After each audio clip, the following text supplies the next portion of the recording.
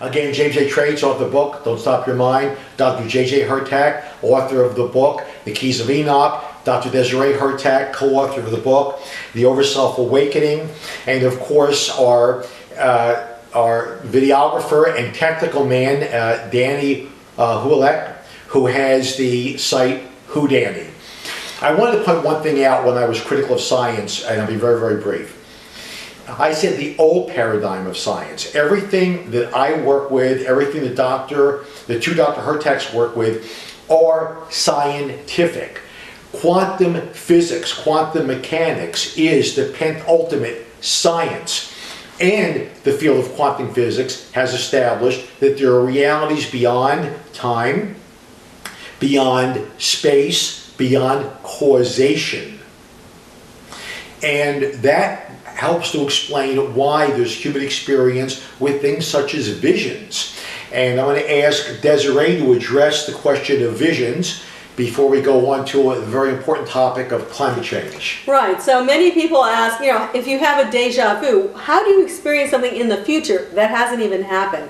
But as you said, James, that quantum physics actually gives you that explanation, because in the concept of time, there's no real past, present, and future. It's all part of a river flowing. And we've even done experiments with remote viewing where you can predict or understand things in the close future. You can't often do the far future because there's too many options that take place around the reality of what's taking place in the future, but you can usually predict the near future, a few days away, maybe a few months away, because that is part of that river that flows. You can also see things in terms of the past, because those things also took place and are part of the consciousness mind. So in a sense, we're really tapping into that higher consciousness mind that's outside of ourselves, and I think that's so important.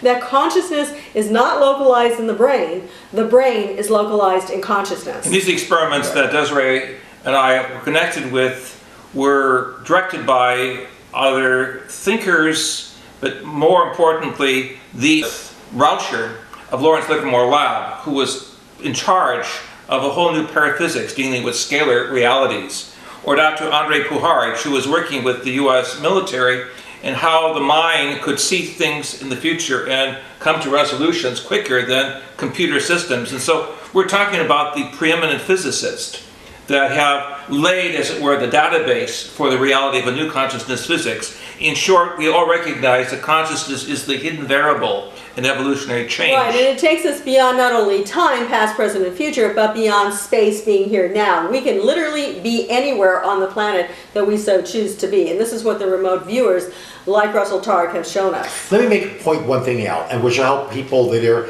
going to be conflicted with the idea that the future already exists. The future already exists. It's plastic, but it already exists. Okay, you're in a localized area, and a storm is going to come in 2 days. It's in the future, but it already exists in an expanded reality. So if you take into consideration a larger area of reality that contains your future, okay? It's not, that future is not yet in your present, but it exists. So does the past. The storm moves on. The storm is no longer here. The storm happened 2 days ago, but the storm still exists, and it's in somebody else's present. So in a sense, that's how it works. Just like in a movie, you can take the movie out of the movie reel and hold it up, and there's the beginning of the movie and the end of the movie and the middle of the movie, and it all exists at once. You just don't view it all at once, but it all exists at once. And I do believe we can change the future, though, but there are different probabilities, and that's the scenario that usually we're seeing the main line probability, and like I said, it only goes so far, and then it splits off way too many places. And that's why a prophet can sometimes predict something that does not occur. The prophet was an excellent prophet, but there was a probability shift, okay? So we are in the midst of multiple probabilities. So a gifted psychic can see the future of that probability.